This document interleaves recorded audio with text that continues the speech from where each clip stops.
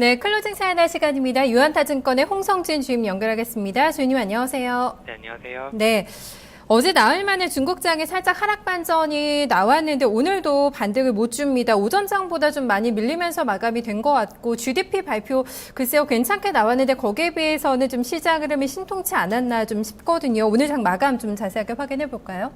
네, 금일 중국 증시는 하락 마감했습니다. 상해 종합은 3,805.69포인트로 전일 대비 3.03% 하락 마감하였고 상해 A는 3,987.92포인트로 전일 대비 3.01% 하락 마감하였습니다. 상해 180A는 8,765.34포인트로 전일 대비 2.82% 하락 마감하였고 상해 380은 6,299.77포인트로 전일 대비 6.85% 하락 마감하였습니다. 홍콩 종합은 25,039.06포인트로 전일 대비 0.32% 하락 마감하고 있고 홍콩 H는 11,668.1포인트로 전일 대비 1.4% 하락 마감하고 있습니다. 금일 2분기 GDP 및 6월 주요 경제지표 발표를 앞두고 관망세를 보이며 약세를 출발하였는데요. 지난주 거래 정지된 종목 중 절반이 금일까지 거래 재개가 되었습니다. 거래 재개 종목이 한 번에 쏟아져 나옴으로 인하여 시장의 변동성이 확대가 되는 양상을 보였는데요. 6월 누적 고정자산 투자는 11.4%로 예상치인 11.3%보다 높게 나왔고 6월 사회 소매 판매는 10.6% 그리고 6월 산업 생산은 6.8%로 각각 예상치보다 높게 나왔습니다. 2분기 GDP 증가율은 7.7%로 예상치인 6.9%를 상회하였는데 하지만 전년 동기 수치인 7.5%를 밑도는 그런 결과를 보여줬습니다. 이처럼 경제 지표는 예상보다 좋게 나왔지만 전년 동기보다는 전반적으로 좋지 못하게 나옴으로 인하여 시장은 오히려 하락폭을 확대하는 양상을 보였습니다. 장 마감 직전에 지수가 소폭 하락폭을 축소를 하였지만 결과적으로는 하락 마감하였습니다.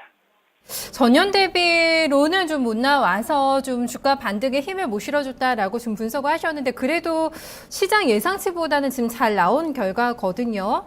그럼에도 불구하고 오늘 좀 주가가 밀렸다라는 거에 대해서는 좀 어떻게 보시는지 좀 예상치 대비해서 조금 본다면은 오늘 못 간 이유가 어떤 좀 부분이 많이 좀 작용했다고 보세요? 일단 지금 장 자체가 투자 심리가 투자 심리가 무너진 장이라고 보고 있거든요.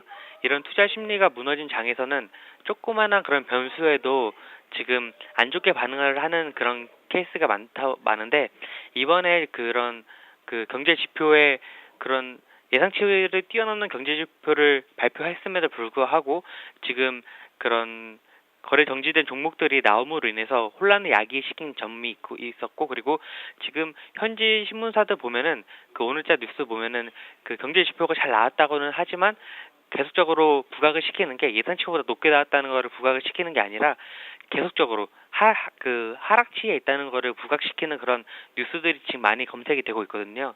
그러니까 투자 심리 자체가 지금 무너진 와중에 그런 아다르고 다르듯이 약간 부정적으로 해석하는 그런 언론이 많다 보니까 그런 영향도 없지 않아 받았다고 이렇게 생각을 하고 있습니다. 시장 분석도 일단 그렇고 가장 좀 문제가 되는 거는 지금 떨어진 투자 심리가 아닐까 좀라고 또 얘기를 해주시네요. 그래서 최근에 좀 밀리면서 매수 기회 주는 종목도 좀 많이 봐주고 계시잖아요. 오늘 어떤 쪽 한번 점검해 볼까요? 네, 금일도 전반적으로 증시가 좋지 못했는데요. 하지만 하반기 실적 성장이 지속 가능한 그런 종목이 하나 있어가지고 소개시켜 드리려고 나왔습니다. 중해발전이라는 종목인데요. 최근에 엊그제 발표한 잠정 실적에 따르면은 올해 상반기 순이익이 2.5억 위안입니다. 이는 전년 동기 대비 동기에 4,260만 위안을 5배 이상 뛰어넘는 굉장한 수치로 실적의 개선이 대폭적으로 증가하는 모습을 보이고 있습니다. 또한 향후 성수기인 여름철에 운수 수요가 많아지면서 연해 지역의 석탄 운수 가격 상승이 예상이 되는 만큼 향후의 이익폭이 더 커질 것으로 기대가 되고 있고요. 그리고 현재 원유 운수 공급이 늘어나고 있지만 수요 증가율보다 아직 낮은 수준이기 때문에 하반기 실적 또한 계속적으로 개선이 될 것으로 판단이 되고 있습니다. 2015년 순이익은 12.5억 위안을 예상을 하고 있고 2016년 10억 위안을 예상을 하는 만큼 지금 시점이 매수 타이밍이 아닌가 이렇게 조심스럽게 생각을 하고 있습니다. 네, 매매하시는 분들 뭐 잘 보고 있다가 좀 기회 오면은 좀 잡아 보시는 것도 좋지 않을까 좀 싶네요.